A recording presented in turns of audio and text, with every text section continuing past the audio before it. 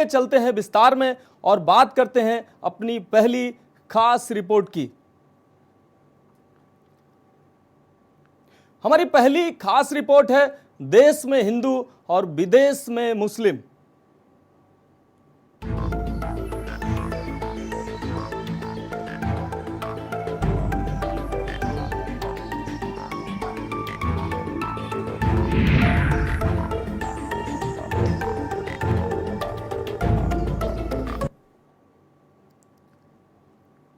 तो हम बात कर रहे हैं देश में हिंदू और विदेश में मुस्लिम।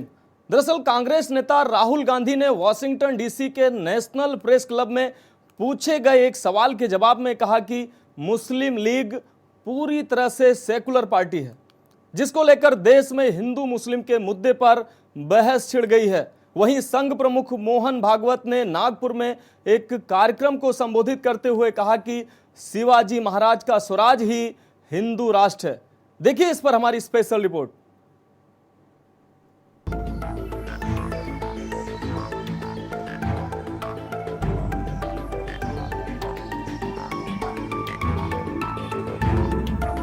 कांग्रेस नेता राहुल गांधी ने वॉशिंगटन डीसी के नेशनल प्रेस क्लब में पूछे गए एक सवाल के जवाब में कहा कि मुस्लिम लीग पूरी तरह से सेकुलर पार्टी है, जिसको लेकर देश में हिंदू मुस्लिम के मुद्दे पर बहस छिड़ गई।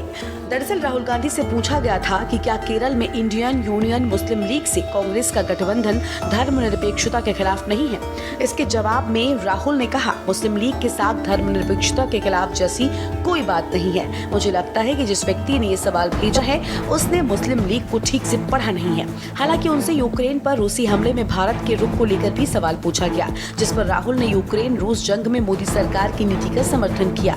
आपको बता दें कि इंडियन यूनियन मुस्लिम लीग केरल की क्षेत्रीय और राजनीतिक पार्टी है और ये पारंपरिक रूप से कांग्रेस की अगुवाई वाले गठबंधन यूडीएफ में शामिल रहती है।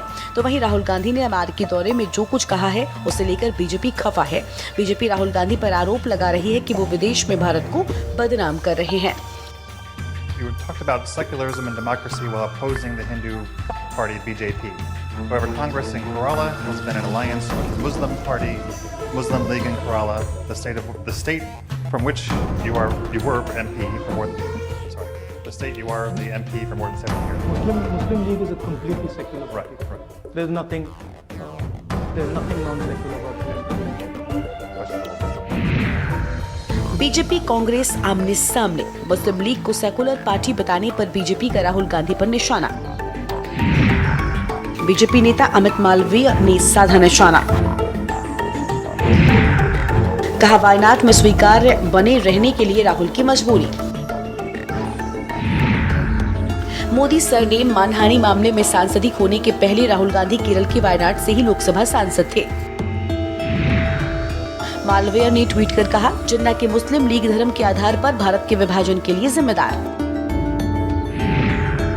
राहुल गांधी इसे सेकुलर पार्टी कह रहे हैं। राहुल गांधी भले ही कम पढ़े लिखे हों, लेकिन यहाँ वो चालाकी कर रहे हैं।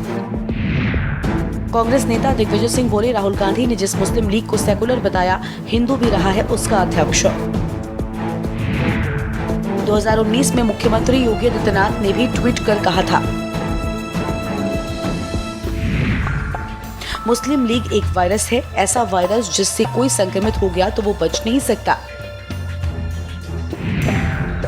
आज तो मुख्य विपक्षी कांग्रेस ही इससे संक्रमित हो चुकी है। सोचिए अगर ये जीत गए तो क्या होगा। ये वायरस पूरे देश में फैल जाएगा। 2019 के लोकसभा चुनाव में बीजेपी नेताओं ने वायनाड में इंडियन यूनियन मुस्लिम लीग से राहुल गांधी को समर्थन मिलने पर सवाल उठाया था। तो ये थी राहुल गांधी के बयान की बात। वहीं अब बात कर लेते हैं भारत में हिंदुत्व के मुद्दे की।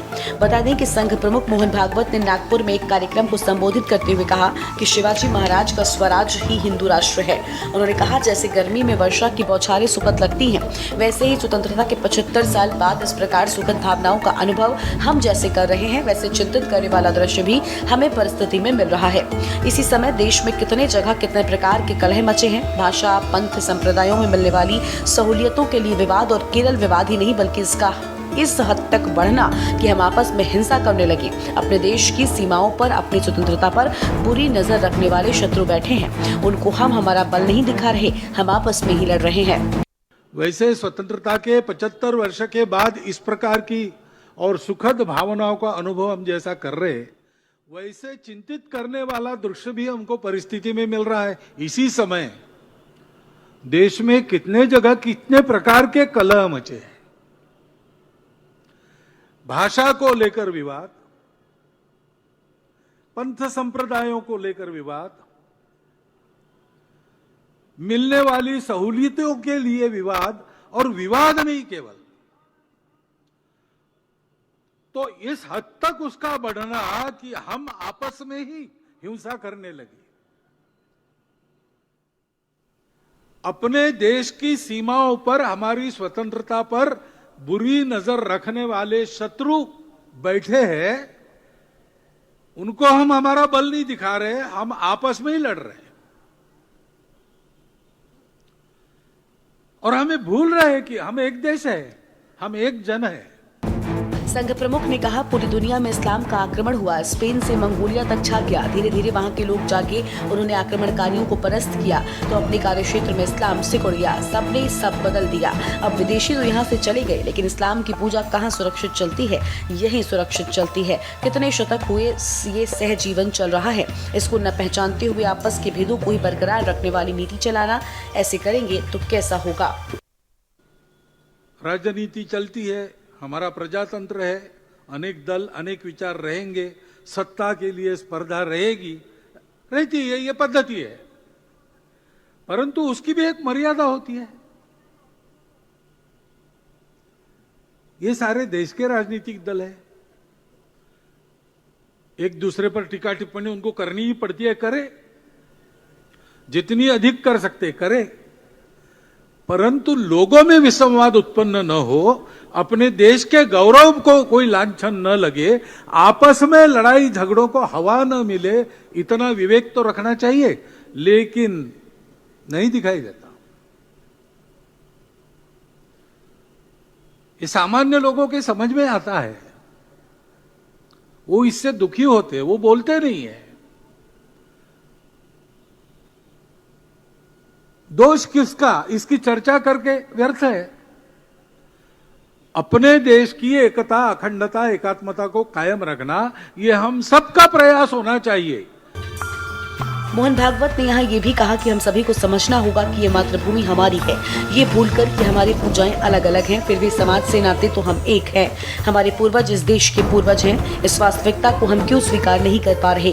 हमारी विविधता अलगाव का कारण नहीं बनती, क्योंकि हमारे देश में प्राचीन समय से सबसे साथ लेकर चलने वाली संस्कृति मौजूद है। स्पेशल डेस्क के न्यूज़ इंडिया।